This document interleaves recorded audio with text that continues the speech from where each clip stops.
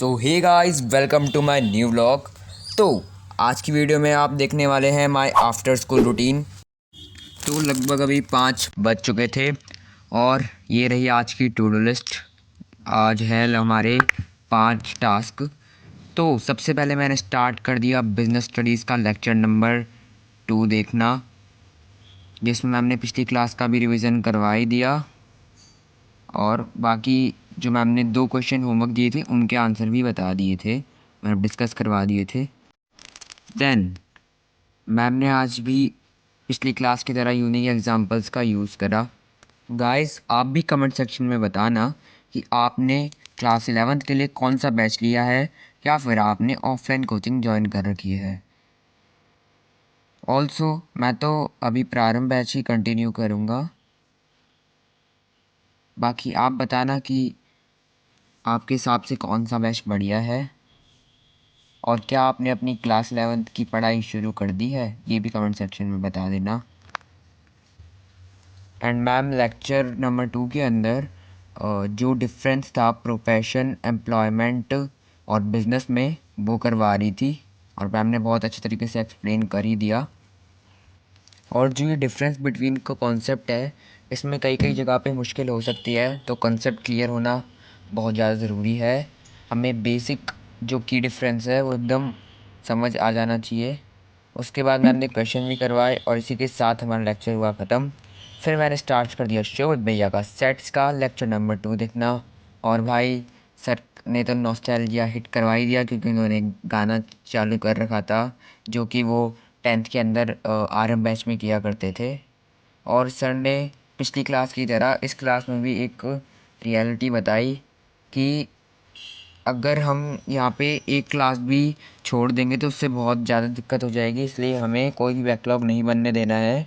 और जैसे कई बच्चे ज़्यादा रिसोर्सेज फॉलो करते हैं अपने दोस्तों के चक्कर में, तो हमें वो भी नहीं करना है। हमें जो हमारे लिमिटेड रिसोर्सेज है उससे मैक्सिमम आउटपुट निकालना है और उन पर स्टिक रहना है। और फिर मैं सुबोध भैया का लेक्चर अटेंड कर रहा था और साथ साथ में क्वेश्चन भी सॉल्व कर रहा था। सर ने आज के लेक्चर में टाइप्स ऑफ सेट वाला टॉपिक जो था वो भी रिवाइज अच्छे से वापस करवा दिया और सर ने इंटरवल्स वाला टॉपिक भी स्टार्ट करा दिया। और फ्रेंड्स, आप भी कमेंट सेक्शन में बता देना कि जो पावर सेट वाला टॉपिक है वो आपके स्कूल एग्ज़ाम में आएगा, क्योंकि हमारे स्कूल में तो वो टॉपिक नहीं करवाया है। तो आप भी कमेंट सेक्शन में बताना कि वो इम्पोर्टेंट है या नहीं। उसके बाद सर ने होमवर्क दे रहे थे, पर सर ने कहा बस एक टॉपिक बचा है, तो अगर वो कर लें तो डीपीपी दे पाएंगे, तो सर ने वो टॉपिक भी करवा दिया। और फिर मैंने करी टू डू लिस्ट अपडेट। उसके बाद गाइस मेरे को स्कूल से इकोनॉमिक्स का होमवर्क मिला था बहुत सारा, तो मैं वो करने लग गया। देन टाइम था अकाउंट्स के लेक्चर का और भाई रोहित सर तो है ही ओपी। उन्होंने वापस से अपने जो एग्ज़ाम्पल है गड़ा इलेक्ट्रॉनिक्स वाला, उससे बहुत सारी डेफिनेशंस है जो अकाउंटिंग की, वो करवा दी। और पर दिक्कत क्लास में ये हो रही थी कि बार बार ब्लैक स्क्रीन आ रही थी और सर की वॉल्यूम नहीं आ पा रही थी, तो उस वजह से थोड़ी दिक्कत हो गई थी। बाकी सर ने बढ़िया तरीके से पढ़ा दिया। गाइस, आप कमेंट सेक्शन में बताना कि आपके स्कूल स्टार्ट हो गए हैं या फिर नहीं, यानी बाद में होंगे। और भाई सर ने बहुत सारी डेफिनेशंस कवर करवा दी थी लेक्चर्स के अंदर। लेक्चर भी लगभग लंबा ही हो गया था, 2 घंटे का, कुछ तो ब्लैक स्क्रीन की प्रॉब्लम की वजह से जो बार बार आई जा रही थी। और भाई इसी से एक बात आ गई कि जो हमारा परचम इवेंट था उसमें कई बच्चे ना चार्ट पेपर पे लिख के लाए थे कि काश ब्लैक स्क्रीन इवेंट में आ जाए और इवेंट लंबा चलता रहे। तो ये कुछ ऐसी चीज़ें होती हैं जो लाइफ लॉन्ग मेमोरी बन जाती है। और आप देख सकते हैं बार बार ब्लैक स्क्रीन की प्रॉब्लम हो ही रही थी। और सर ने फिर टेस्ट लिया कि क्या पता किसी बच्चे को ब्लैक स्क्रीन प्रॉब्लम ना हो रही हो, तो उन्होंने बोला कि सब राज लिखो, और बच्चे राज लिखने लग गए क्योंकि उस टाइम ब्लैक स्क्रीन प्रॉब्लम नहीं हो रही थी।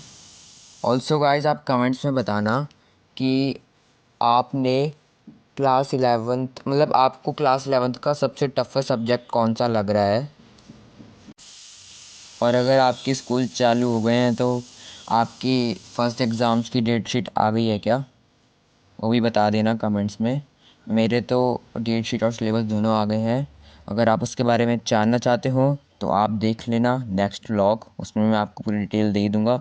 इसी के साथ हमारा अकाउंट्स का लेक्चर भी ख़त्म हो गया। फिर ना एक इंग्लिश की हमारी ESL एक्टिविटी है, तो उसके लिए स्पीच लर्न करनी थी, तो मैं वो पढ़ने लग गया। इसी के साथ हमारी टू डू लिस्ट होती है complete. Thank you so much for watching. Bye.